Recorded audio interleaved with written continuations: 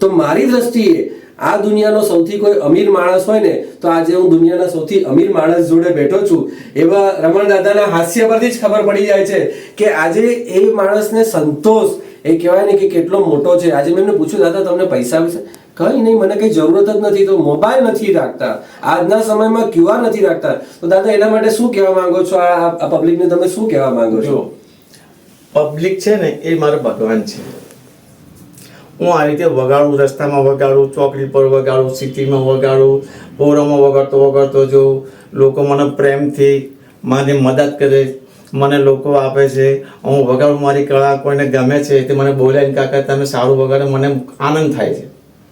તો બીજું કે ભગવાન મારી રોજીરોટી, ભગવાન મારી ઉંમર પ્રમાણે ભગવાનના લોકો મારી મદદ કરે, મને લોકો આપે છે. હું કોઈ બી જગ્યાએ વગાડું, એવું નહીં મારું મન ફાવે હું જો ચોકડી પર વગાડું, મારું મન ફાવ વગાડતો જો બજારમાં વગાડતો જો. પણ અને આ પછી આવી 11 હોય કે આવી બધી જગ્યાએ વગાડું, મને લોકો બોલાવીને મને આપે છે.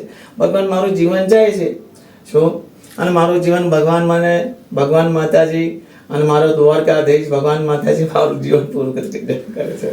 લોકોના સુખે સુખી, લોકોના દુખે દુખી, આને કહેવાય આપણા ગુજરાતની ઓળખ અને ગુજરાતની આન બાન અને શાન.